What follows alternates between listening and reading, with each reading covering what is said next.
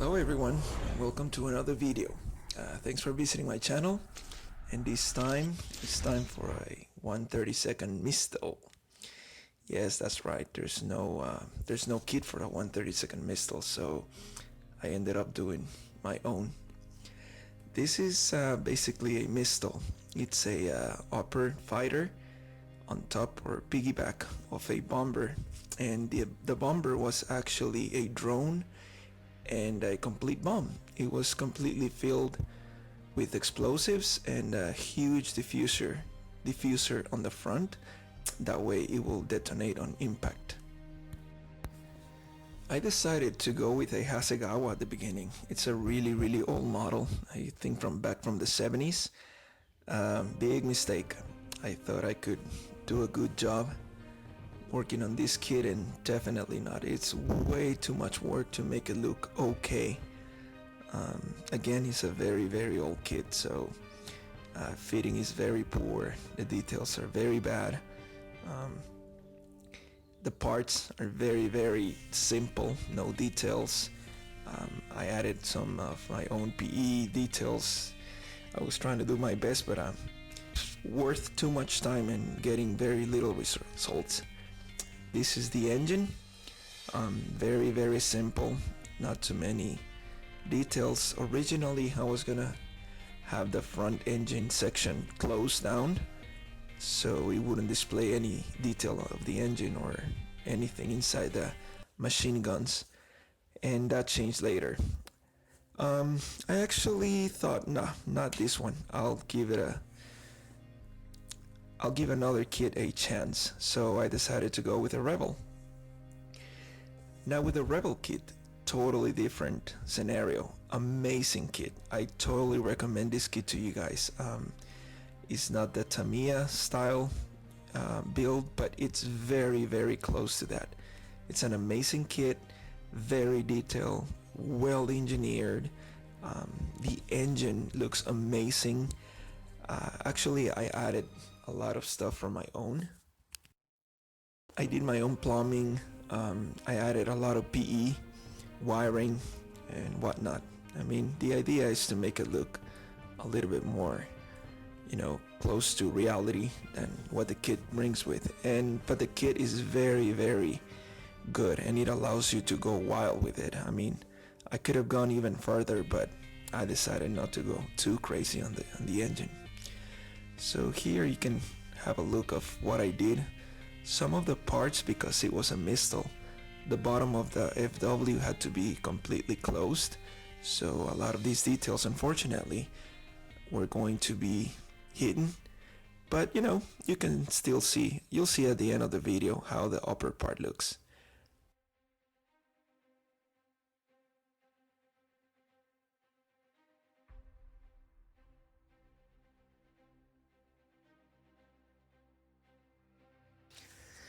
Adding little decals with little signs and weathering always help. Remember, always treat each part of as if it was its own model. So that's kind of like what I try to do. The engine, you can sit it on its own and it'll look pretty cool on its own. This is the inside section, or the back side of the engine, where it actually sits under the machine guns. This is the firewall, which I added a couple of my own details as well, because the kit doesn't bring anything, so I always like to add parts, wiring, and more stuff, to make it look more like real. The rest of the plane, the rest of the model, it's very good. It fits impressive. I'll be showing you guys a little bit of the actual body. Recess details, very near, very close, resembling the real aircraft. I looked at a lot of pictures for reference, and yeah, definitely they did an amazing job. If I'm not mistaken, this is a Hasegawa Rebox from the newer model. You guys can find out. I'm not really sure about that.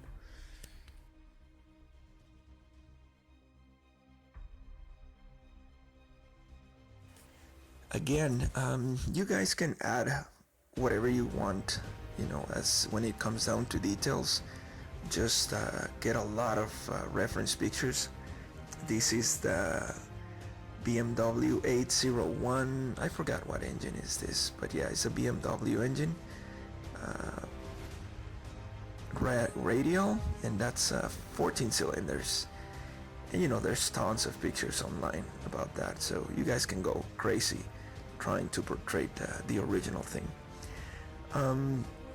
Fortunately, on this build, I got help from a really cool guy.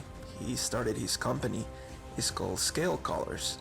He sent me a bunch of colors and weathering, pigments, washes, and everything. Amazing materials to work with. I definitely recommend them. I'm trying to show you guys here a closer look of the weathering results. Again, look him up. He's called Scale Colors. Very cool products. Definitely recommend them. Further down in the video, I'll show you how the colors sit on the plane.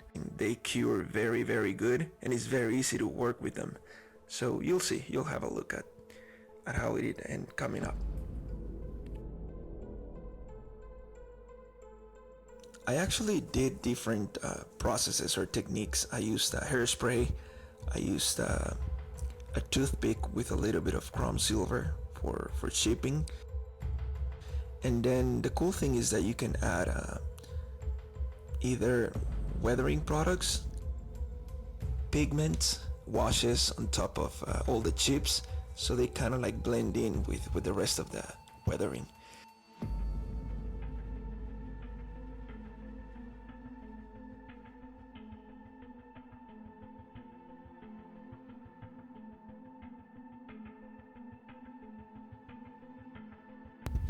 So this is pretty much it on the FW. Before painting, of course, I had to take out the engine. I covered most of it. I used this thing called blue tacky stuff, or blue stuff that seals all the crevices really good. That way you guys won't be worried about overspray going inside the engine bay or whatever you're using that on, whatever you're covering with that. I always go with masking tape and that blue tacky stuff, so it works perfect. Never had a problem with it. And that's it for the FW190. Now, moving on to the JU. This is a promodeller kit. It's a very good kit as well. Extremely detailed. It's by Monogram, but it's a very good kit. Throughout the video you guys can see the details. Engineering is very good. I only had very little trouble. There's always, you know, these little areas where you have to use filler, but really not that much. Not crazy filler like some other older models. Again, throughout the video you can see, I'll show you different parts of that are critical on the models when you put them together. You know, wings to the fuselage, crevices, fuselage joining points. You can see a lot of the stuff that I did. So the JU, I ended up modifying a lot of it. The version that I did on the Mistel is an S3A. So it was one that instead of a cockpit has a huge diffusers inside the cabin. These are kind of like two, I don't know if they were chemicals or something like that, but on impact they will mix themselves and then start like a reaction and ignite the rest of the explosives inside the plane. That's kind of like the theory behind it.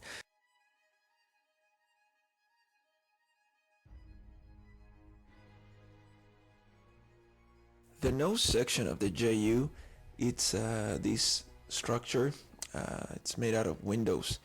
That's the front part for the navigator or the bomber, I believe. So on this S3 Mistel, what they did, they completely removed that section. So they got rid of all the windows and they made this front nose apparently out of aluminum or something. That's the first point that will hit on impact at whatever the target was. They used it on bridges, you know, concrete structures, These guys used to leave a huge crater wherever they hit.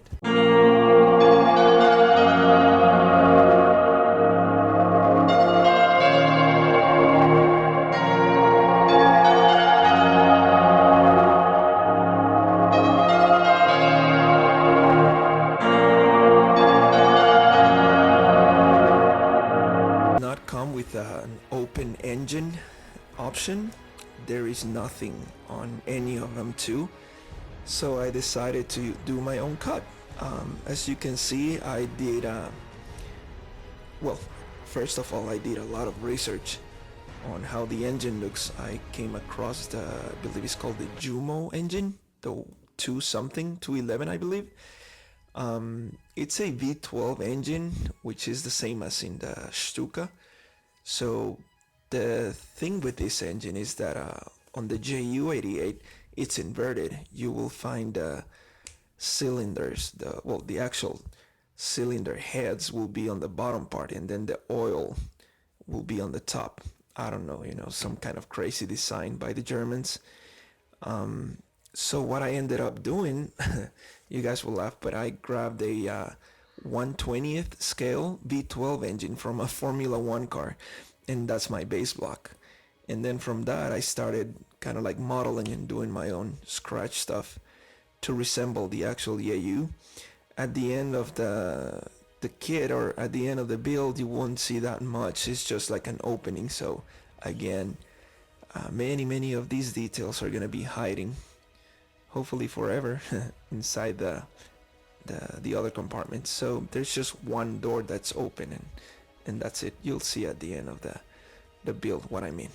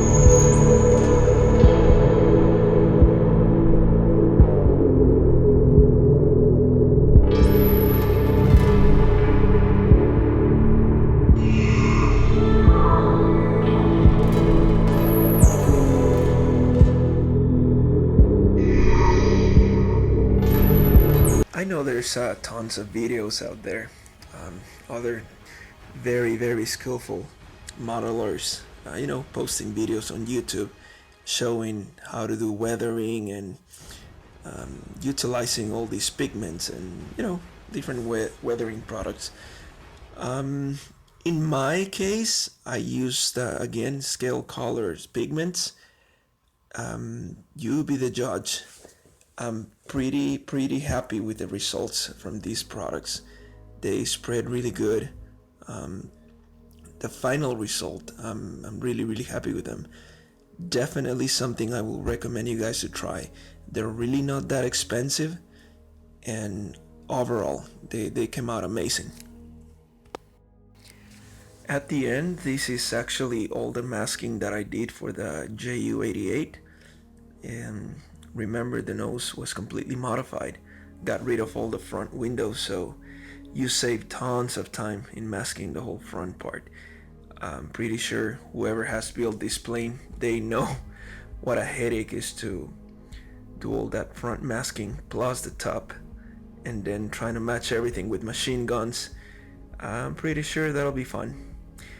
And now moving on to setting up the two planes, setting them in place. I actually built my own structure.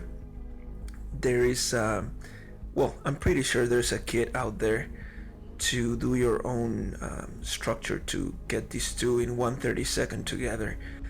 But I did not really found anything. So I ended up doing my own structure from styrene, plastic, sanding it down, making it round, more like aerodynamic style or the aerodynamic shape, um, making the two planes actually match and sit and be perfectly straight.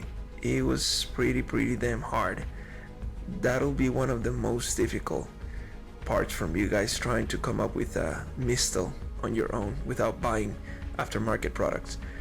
There's another aftermarket front section for the JU. I'm pretty sure you have seen the one that instead of the whole front cockpit, it has like this mega huge tip with explosives and all this stuff. But they sell that kit that you can completely get rid of the whole cabin on the JU88 and replace it with that front pointy section.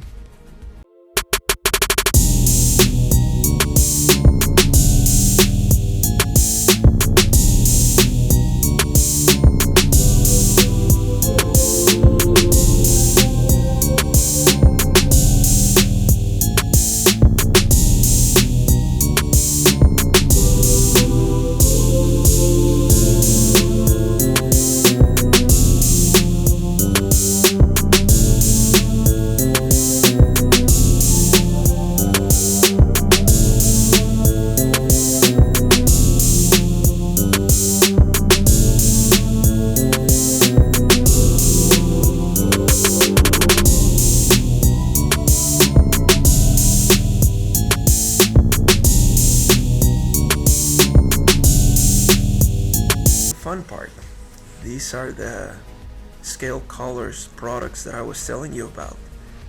You guys can Google scale colors, you'll see their whole offering in products.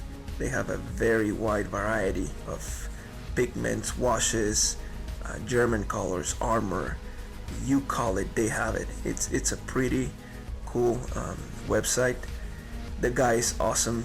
His name is Jeff, so definitely mention, you guys saw this video on the Mistel, and just let him know, that you guys really want to try his products.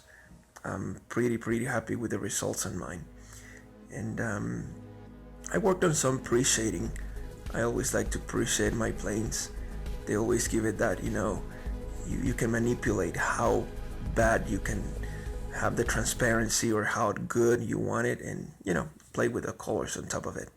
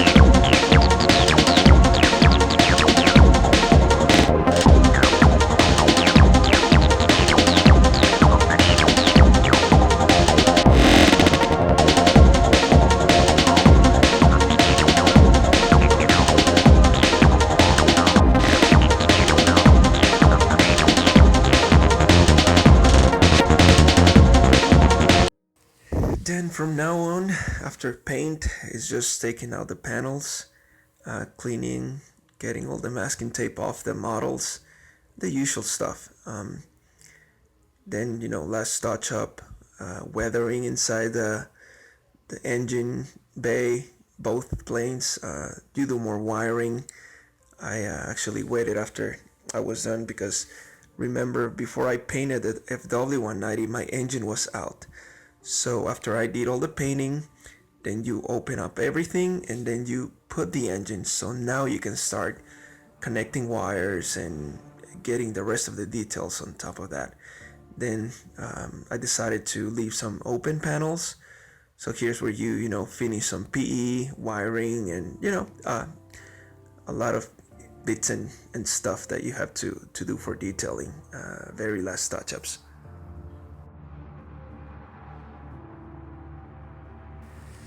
Finally, decided to do toothpick and chrome silver. That's how I did all the scratches on both the planes, the areas where they're really worn. I mentioned at the beginning of the video that you do weathering after you do the scratches, especially with chrome silver, because chrome silver comes out very bright. It looks way too new when you do it. So after some weathering on top, it kind of like duels and blends in with the rest of the camouflage. So that's when you can see the colors very kind of like joined together.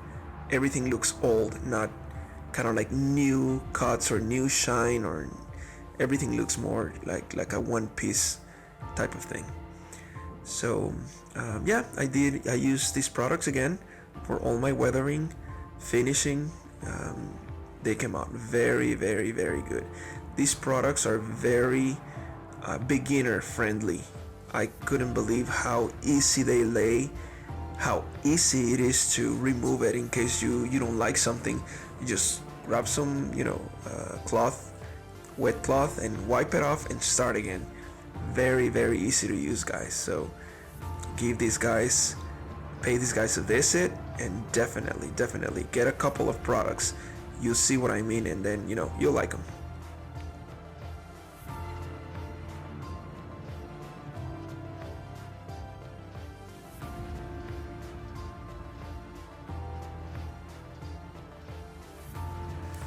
Honestly, I decided to actually glue the two planes together right at the end.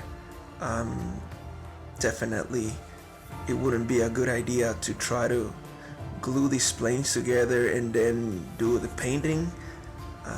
I wouldn't really recommend that. It will be very difficult to paint the two planes, the under part of the FW190, once it's glued to the other plane. So I will recommend you guys do your own camouflage separate.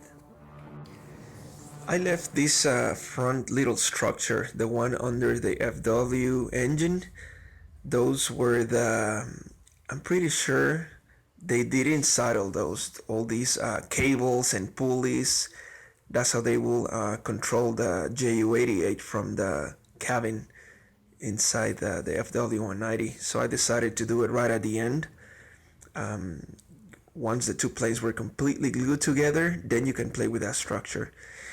And alright, this is it, you guys. This is the final part of the build.